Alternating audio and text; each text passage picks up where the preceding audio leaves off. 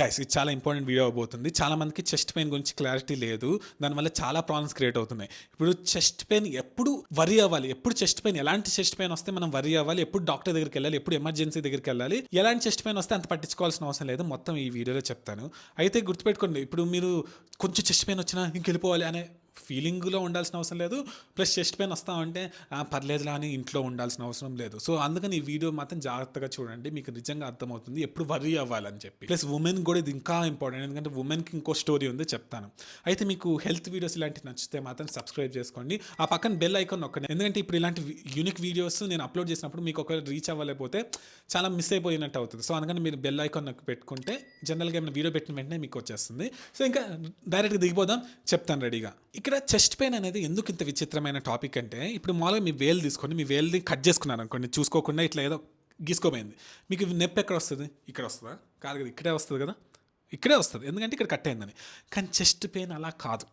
Chest pain ఏంటంటే మీకు severe lung problem ఉన్నా, లేకపోతే సివియర్ హార్ట్ డిసీజ్ ఉన్నా కూడా చెస్ట్ పెయిన్ అలా రాదు, వేరేగా వస్తుంది, ఏదో విచిత్రంగా వస్తుంది. సో అందుకని ఏంటంటే ఇప్పుడు నేను కొన్ని చెప్తాను, ఎలాంటి చెస్ట్ పెయిన్స్ మీరు టెన్షన్ పడాల్సిన అవసరం లేదు, ఎలాంటి చెస్ట్ పెయిన్స్ మీరు టెన్షన్ పడాలి అని చెప్తాను. అయితే ఇక్కడ ఒకటి గుర్తుపెట్టుకోవాల్సింది ఏంటంటే, ఒకవేళ సివియర్గా డయాబెటీస్ అంటే షుగర్ ఉంటే ఇవన్నీ అసలు పట్టించుకోవాల్సిన అవసరం లేదు. నేను కొన్ని చెప్తాను, ఎలాంటి చిన్న సిగ్నల్ ఉన్నా కూడా మీరు డాక్టర్ దగ్గరికి వెళ్ళాల్సి వస్తుంది. సో అది డయాబెటిక్స్ వాళ్ళకి వేరే కాన్సెప్ట్. తర్వాత ఉమెన్కి కూడా చేంజ్ అవుతుంది. ఉమెన్కి మెన్ లాగా వెంటనే పెయిన్ కనబడటం అలాంటి ఉండదు, వాళ్ళకి వేరేగా కనబడుతుంది. సో దాని గురించి కూడా చెప్తాను. సో ఉమెన్ మీరు ఎవరైనా చూస్తుంటే కూడా చివరి వరకు చూడండి, లాస్ట్లో కవర్ చేస్తాను. సో ఇప్పుడు 3 types ఆఫ్ చెస్ట్ పెయిన్స్ గురించి చెప్తాను. ఈ ఒకవేళ మీకుంటే అంత భయపడాల్సిన అవసరం లేదు జనరల్గా. ప్లస్ ఇంకోటి గుర్తుపెట్టుకోండి, ఇది మెడికల్ అడ్వైస్ కాదు, నేను నేర్చుకొని వేరే వాళ్ళు ఇంటర్వ్యూ చేసి తెలుసుకున్న దాని గురించి చెప్తున్నాను, మీరు కూడా రీసెర్చ్ చేసుకోండి. సో ఇప్పుడు వెళ్ళిపోదాం. సో ఇప్పుడు బేసిక్ ఏంటంటే 3 రకాల చెస్ట్ పెయిన్స్ చెప్తాను. ఒకవేళ మీకు ఇవి ఉంటే అంత పట్టించుకోవాల్సిన అవసరం లేదు, అంత భయపడాల్సిన అవసరం లేదు. ఫస్ట్ వచ్చి ఏంటంటే, మీకు చెస్ట్ పెయిన్ ఉండి ఒకవేళ వాకింగ్ చేసినా లేకపోతే ఎక్సర్సైజ్ చేసినా తగ్గిపోయింది అనుకోండి, అది అంత చెస్ట్ పెయిన్ అంత భయపడాల్సిన అవసరం లేదు. తర్వాత పిన్ పాయింట్ నొప్పి, అంటే ఎగ్జాక్ట్గా ఇక్కడ నొప్పి వస్తుంది, లేకపోతే ఎగ్జాక్ట్గా ఇక్కడ నొప్పి వస్తుంది, అలా ఫీలింగ్ వచ్చింది అనుకోండి, అంత భయపడాల్సిన అవసరం లేదు. ఎందుకంటే హార్ట్ ప్రాబ్లమ్స్ వచ్చే అంత పెయిన్ ఎగ్జాక్ట్గా రావు, అది ఒక విచిత్రమైన ఫీలింగ్ వస్తుంది. దాని గురించి కూడా మాట్లాడుకుందాము.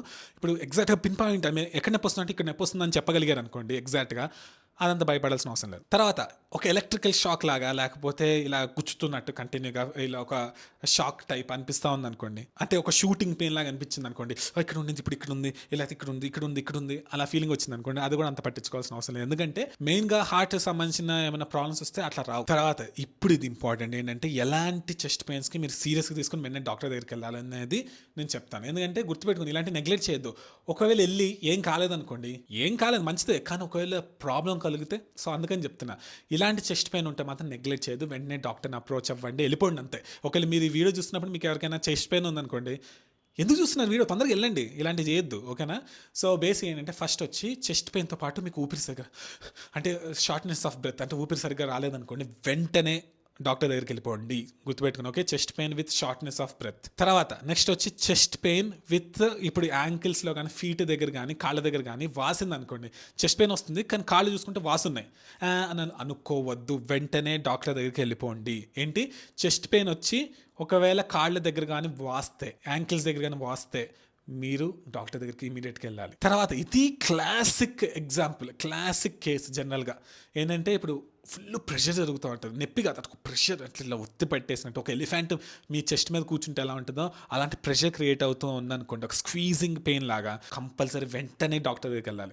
ఎవరైనా ఫుల్ గట్టిగా హగ్ చేసేసుకుని వదిలేస్తే ఒక ఫీలింగ్ ప్రెషర్ క్రియేట్ అవుతుంది కదా, అలాంటిది. సో అలాంటిది ఉంటే వెంటనే ఎట్టి పరిస్థితిలో మీరు డాక్టర్ దగ్గరికి వెళ్ళిపోవాలి. తర్వాత చెస్ట్ పెయిన్ అనేది మీరు ఒకవేళ నడుస్తున్నా లేకపోతే ఏమైనా స్టైర్స్ ఎక్కినా బాగా పెరిగిపోయింది అనుకోండి, కంపల్సరీ వెంటనే డాక్టర్ దగ్గరికి వెళ్ళిపోవాలి. అర్థమైందా? సో ఇక్కడ కొన్ని ఎక్సెప్షన్స్ ఉన్నాయి. ఇప్పుడు నేను కొంత కేటగిరీ ఆఫ్ పీపుల్ గురించి మాట్లాడతాను, వాళ్ళు మాత్రం ఎట్టి పరిస్థితిలో ఎన్ని టిక్ చేసుకొని ఎన్ని కుదిరితే వెళ్తాం అలాంటివి కాదు, వాళ్ళకి ఎటువంటి నొప్పి వచ్చినా వాళ్ళు వెళ్ళిపోవాలి. దాని గురించి చెప్తాను.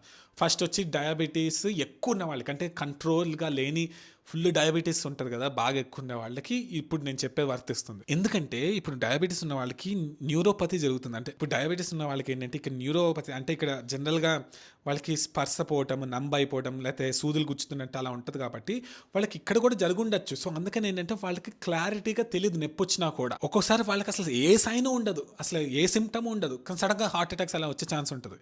సో అలాంటి వాళ్ళకి సిగ్నల్స్ ఏంటంటే, ముక్కు నుంచి ఇక్కడ నేవెల్ బొడ్డు వరకు, ముక్కు నుంచి నేవల్ వరకు మీకు ఎటువంటి డిస్కంఫర్ట్ క్రియేట్ అయినా, ఎటువంటి పెయిన్గా అనిపించినా కూడా మీరు వెంటనే డాక్టర్ దగ్గరికి వెళ్ళి చూపించుకోవడం బెస్ట్. అర్థమైందా? ఇక్కడ నుంచి ఇక్కడ వరకు చేతులు కూడా అంటే ఈ ఫింగర్ టిప్స్ వరకు మొత్తం ఓకేనా? అర్థమైందా?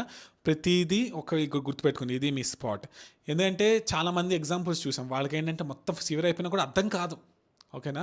సో ఇది చాలా ఇంపార్టెంట్. మీకు బాగా ఎక్కువ డయాబెటీస్ అంటే ఎక్కువ షుగర్ ఉండి మీకు ఇలాంటివి ఉంటే మీరు ఎట్టి పరిస్థితుల్లో డాక్టర్ దగ్గర చూపించుకోవాల్సిందే ఫాస్ట్కి వెళ్ళి. తర్వాత కేటగిరీ ఎవరు తెలుసా?